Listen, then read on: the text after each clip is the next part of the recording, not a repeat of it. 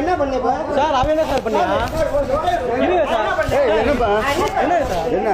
இல்ல எங்க அப்பாவுக்கு பேர் எங்களை கூப்பிடுறாங்க சார்.